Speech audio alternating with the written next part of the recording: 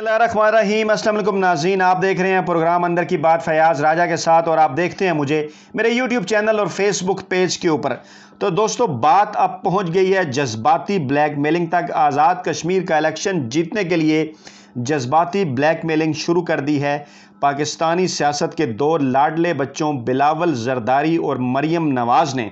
गुज़श्ता video के अंदर हमने आपके सामने बिलावल जरदारी की तकरीर रखी थी और कहा था कि ज़रा ख़ुद ही बता दीजिए तकरीर सुनकर कि क्या बिलावल जरदारी ये तकरीर करते हुए होश में थे। और आज फिर मरियम नवाज़ ने बाकायदा तौर पर आज़ाद कश्मीर में इलेक्शन मुहिम का आगाज़ किया और उन्होंने जो तकरीर फरमाई, उनकी तकरीर सुनने के बाद वाज़ह तौर पर यह नज़र आता है कि वो ज़हनी तौर पर आज़ाद कश्मीर के इलेक्शन में शिकस्त तस्लीम कर चुकी हैं। और जिस किस्म की जज्बाती ब्लैकमेलिंग का मुज़ाहरा उन्होंने कश्मीरियों के सामने तकरीर में किया, वो आपके सामने रखेंगे। इस वीडियो में हम आपको बताएंगे कि मरियम नवाज़ की रगों में किसका खून है और मरियम नवाज़ ने इसका जिक्र क्यों किया। और फिर आपको ये बताएंगे कि 12 से 13 दिन कहाँ गुजारेंगी मरियम नवाज़ और ये दिन उन्हें किसने गुजारने के लिए कहा, और नवाज़ शरीफ ने उन्हें फ़ोन पर यह क्यों कहा कि उन्हें कश्मीरियों से नहीं डरना चाहिए। इस हवाले से तफसीलात आपके सामने इस वीडियो में रखेंगे। लेकिन पहले आपको ये बता दें कि आज़ाद कश्मीर की इलेक्शन कैंपेन के हवाले से शहबाज शरीफ और मरियम नवाज़ के दरमियान इख्तलाफात हैं। शहबाज शरीफ ने राब्ता किया था मियां नवाज़ शरीफ से, तो उस राब्ते के दौरान ये बात तय पाई थी कि शहबाज शरीफ और मरियम नवाज़ दोनों जो है वो आज़ाद कश्मीर के इलेक्शन के ऊपर कैंपेन करेंगे। एक शेड्यूल जारी किया गया शहबाज शरीफ और मरियम नवाज़ की मुश्तरका कैंपेन के हवाले से, लेकिन उसके बाद फिर वो शेड्यूल वापस ले लिया गया और ये इत्तलात आई कि शहबाज शरीफ जो है वो मरियम नवाज़ के साथ मिलकर कैंपेन चलाने के लिए तैयार नहीं है। उसके बाद मरियम नवाज़ का एक शेड्यूल जारी किया गया, जिसके बाद आज से मुजफ्फराबाद में मरियम नवाज़ ने जलसों से खिताब जो है वो शुरू कर दिया है। आज उन्होंने अपने इस खिताब के में जो है वो क्या कहा वो आपके सामने रखते हैं और फिर उनकी रगों में मौजूद खून के हवाले से भी तफसीलात जो है वो आपको बताते हैं। मरियम नवाज़ ने आज जो खिताब किया पहला, उसमें उन्होंने ये कहा कि मुजफ्फराबाद और कश्मीर वाले पूछ रहे हैं कि कहाँ हैं वो वर्ल्ड कप, कश्मीर का मुकदमा हार जाना ही तुम्हारा वर्ल्ड कप था। ये मरियम नवाज़ साहिबा का मौक़िफ़ था। और फिर उन्होंने कहा कि मुजफ्फराबाद की मोहब्बत बार बार यहाँ खींच लाती है, और उन्होंने कहा कि इमरान खान ने कश्मीर को भारत की झोली में फेंक दिया है और इमरान खान जानते हैं कि कश्मीर की बेटी अगर कश्मीर का मुकदमा लेकर मुजफ्फराबाद पहुँच गई तो फिर उसे मौका नहीं मिलेगा मुँह छुपाने का। फिर उन्होंने वही जिक्र किया जी कि हमारे वोटों के ऊपर डाका डाला गया और अब हम डाका नहीं डालने देंगे। और फिर उन्होंने ये भी कहा कि जनाब 73 सालों में इतनी बर्बादी नहीं हुई जितनी 3 बरसों में होगी। पता नहीं इस बर्बादी से मुराद शायद उनके ख़ानदान की बर्बादी थी। फिर उन्होंने ये कहा जी कि इलेक्शन चोरी कर लिया गया, और फिर उन्होंने कहा जी हम यहाँ इलेक्शन चोरी नहीं करने देंगे। इससे पहले गिलगित बल्तिस्तान के इलेक्शन में भी मरियम नवाज़ साहिबा ने कुछ इसी किस्म की बातें की थी, और उसके बाद वहाँ पर पाकिस्तान तहरीक इंसाफ जब इलेक्शन जीत गई तो उसके बाद फिर वही रोना धोना उन्होंने धांधली के इल्ज़ामात लगाए, कोई सबूत पेश नहीं किए और इसके बाद फिर वो घर बैठ गईं। अच्छा, उसके बाद फिर एक और जगह जब उन्होंने तकरीर की तो उन्होंने कहा जी कश्मीर जब भारत के हवाले किया गया। अच्छा, ये वो जिक्र ऐसे कर रही हैं कि जैसे मकबूजा कश्मीर के ऊपर पहले पाकिस्तान का वहाँ पर कब्ज़ा था और भारत के पास नहीं था। भारत ने शायद ये जंग कोई लड़ी पाकिस्तान के साथ और उसके बाद उसने वहाँ पर कब्ज़ा कर लिया। हालांकि ये मकबूजा कश्मीर जो है वो गुज़श्ता 70 बरसों से ज़्यादा अरसे से भारत के पास ही है।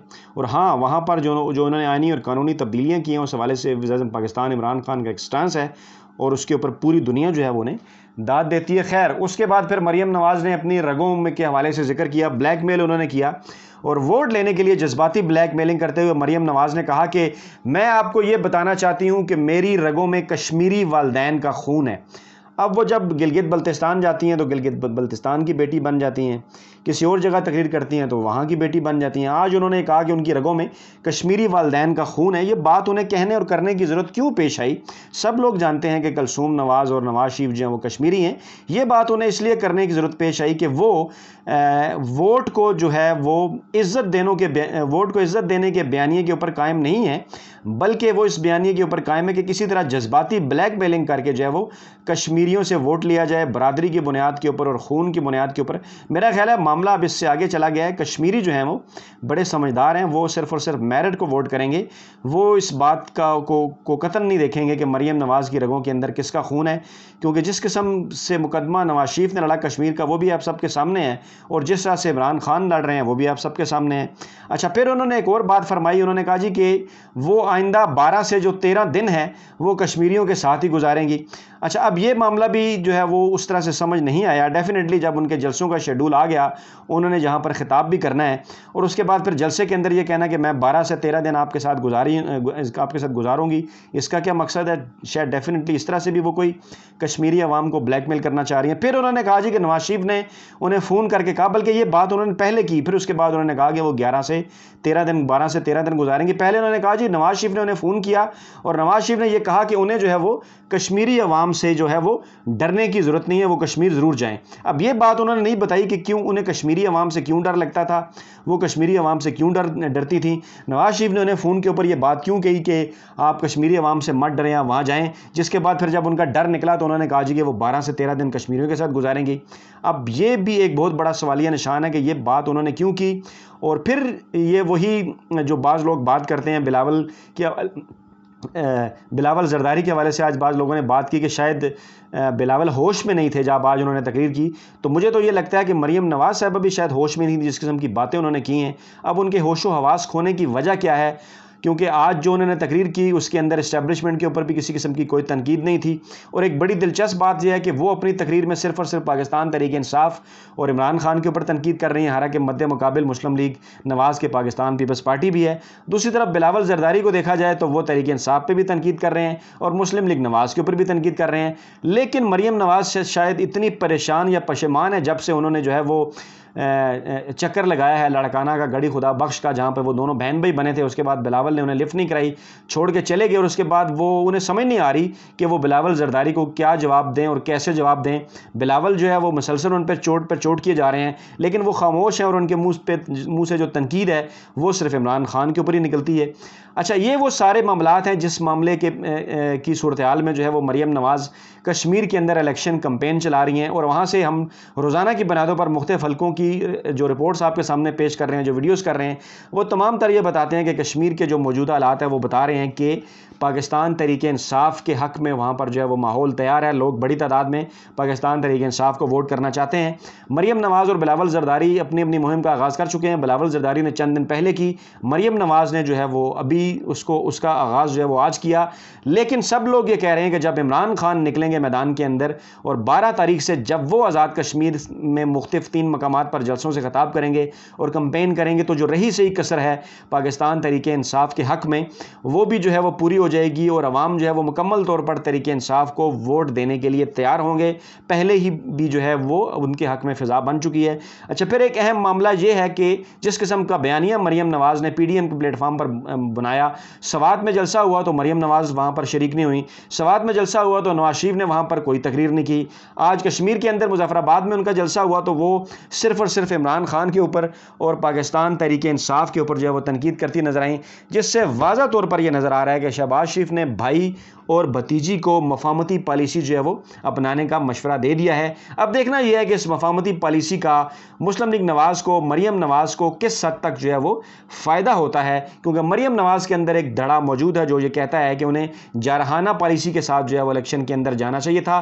لیکن جب جارحانہ پالیسی کا بھی کوئی فائدہ نہیں ہوا تو اب جو ہے وہ مریم نواز نے ایک مرتبہ پھر جو ہے وہ مفاہمتی پالیسی جو ہے وہ اپنانے کا فیصلہ کیا ہے. اور سمجھ مسلم لیگ نواز کے اندر دونوں دھڑوں کو نہیں آ رہی کہ عمران خان نے اس طرح سے جو ہے وہ اپنے سیاسی کارڈز کھیلے ہیں کہ انہیں بالکل سمجھ نہیں آ رہی کہ انہوں نے کس قسم کی پالیسی اپنانی ہے, کیا پالیسی اختیار کرنی ہے. اور چند ضمنی انتخابات کے نتائج جو جیتے ہوئے اپنے حلقے دوبارہ جیت کر وہ یہ سمجھ رہے تھے کہ شاید عوام کی جو ہے وہ نفس کے اوپر ان کا ہاتھ ہے, انہیں آزاد جو ہے وہ کشمیر کے الیکشن میں بھی اندازہ ہو جائے گا اچھے طریقے سے. اس سے پہلے گلگت بلتستان کے الیکشن میں بھی پیپلز پارٹی اور نواز لیگ کو اندازہ ہو گیا کہ کس طرح سے پاکستان تحریک انصاف نے وہاں پر بڑی آسانی کے ساتھ نہ صرف الیکشن جیتا بلکہ اپنی حکومت بھی بنائی.